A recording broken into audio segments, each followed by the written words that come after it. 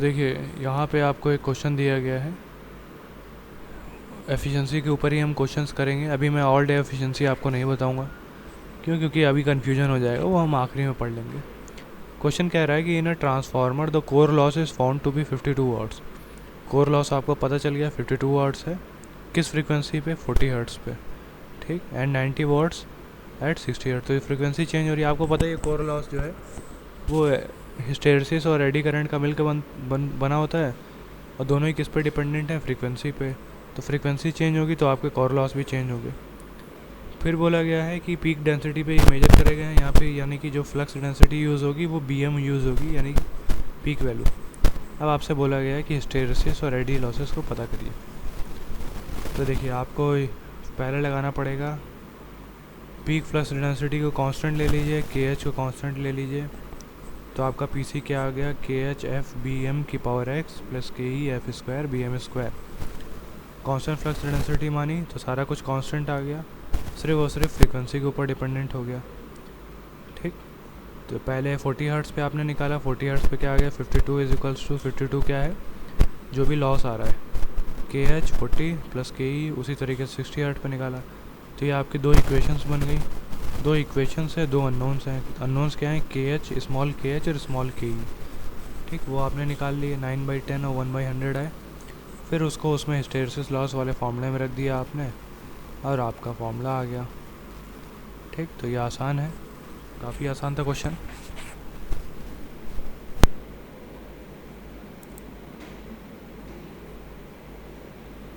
अब next question पढ़ते हैं।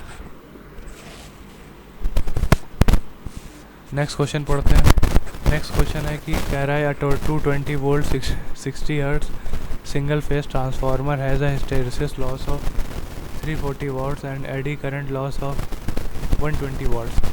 If the transformer is operated from 230 volts 50 hertz supply means, then computes its total core loss। और constant को माना गया है, x की वैल्यू जो है वो 1.6 ली गई है, ठीक। तो वही चीज़ हम यूज़ करेंगे। 220 वोल्ट आपको दिया गया है, तो यहाँ से आपको क्या पता चल जाएगा,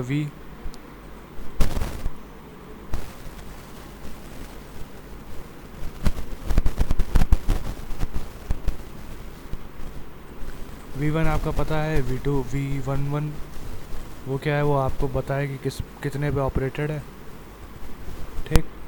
वो आपने निकाल लिया, ये जिसको आप V2 भी बोल सकते हैं। V1 220, V2 230। वहाँ से आपने BM1 और BM2 में एक रिलेशन निकाल लिया।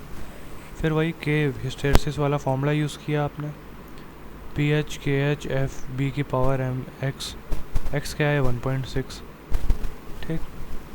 हिस्टेरिसिस पहली कंडीशन में और दूसरी कंडीशन में, ठीक। तो आपको PH पता चल गया, PH2, क्योंकि PH1 तो आपको पता ही है, ठीक। कितना आ गया, 408 वाट। उसी तरीके से आप एडी करंट लॉस भी निकाल सकते हैं। फिर आप दोनों को जोड़ देंगे तो आपको टोटल कोर लॉस भी पता चल जाएगा। तो ये काफ़ी आसान क्वेश्चन था जो आपने किया।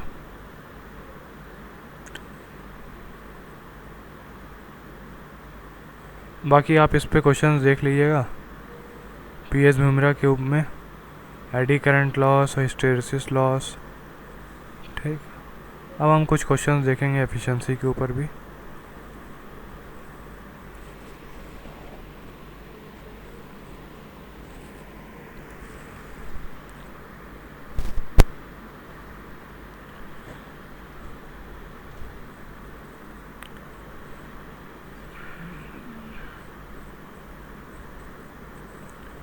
सो क्वेश्चन कह रहा है 10 kVA 2500 by 250 volt single phase transformer gave the following test result. Open circuit और शॉर्ट सर्किट टेस्ट आपको गिवन है। यहाँ पे देखिए ये ठीक। तो ये किस साइड पे किया गया open circuit test, low voltage side पे, ठीक। कैलकुलेट एफिशिएंसी इतना और इतना और इतना at full load at 0.8 power factor. तो 1/4 ऑफ फुल लोड कितना है, 10 kV है, उसका 1/4 निकालेंगे, फिर उसका हाफ निकालेंगे, फिर फुल लोड पे निकालेंगे। फिर आप 5/4 पे निकालेंगे। ठीक है, तो पहला ही पार्ट देखते हैं।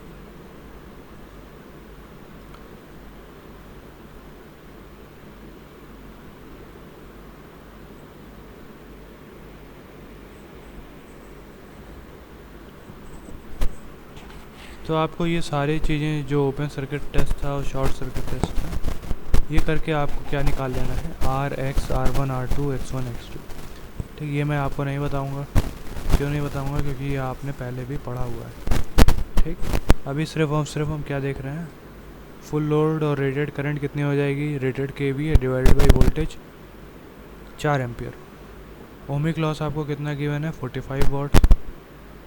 ठीक, आप चाहो तो ohmic loss eight full load पे भी कैलकुलेट कर लीजिए, क्योंकि ये करंट कितने पे थी, 3 एम्पियर पे 44 वॉट दे रहा है। फुल लोड यानी 4 एम्पियर पे कितना देगा वो आप कैलकुलेट कर लीजिए, कितना आ गया, 50 वॉट्स। ठीक, 1/4 फुल लोड की बात करें तो कोर लॉस कितना है आपका, 50 वॉट। ओमिक लॉस 1/4 का स्क्वायर हो जाएगा। कोर में चेंज नहीं आएगा, ठीक, सिर्फ और सिर्फ ओमिक में चेंज आएगा।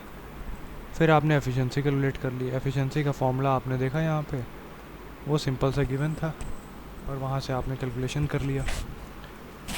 ठीक, तो ये मैंने बता दिया आपको 1/4 लोड पे।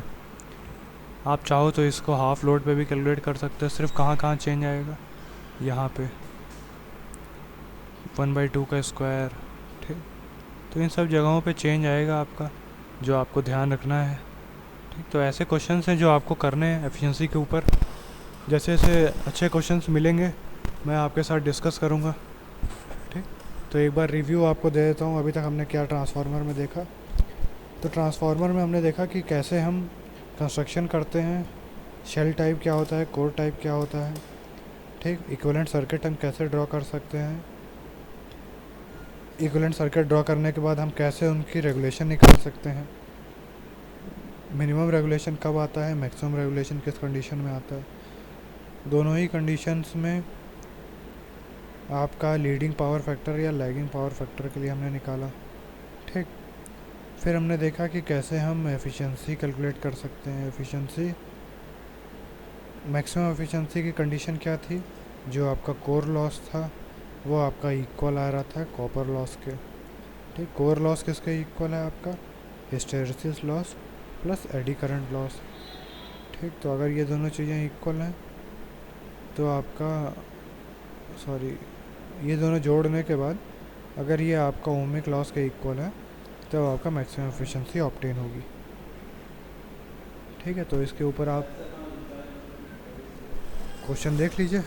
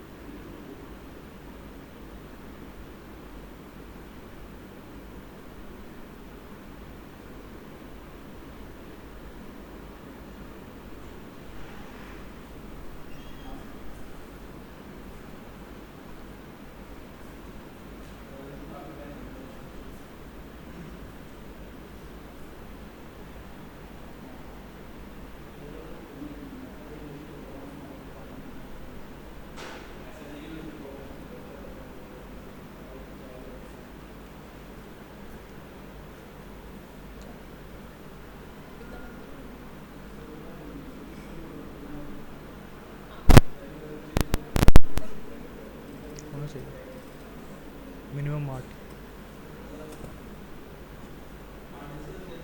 10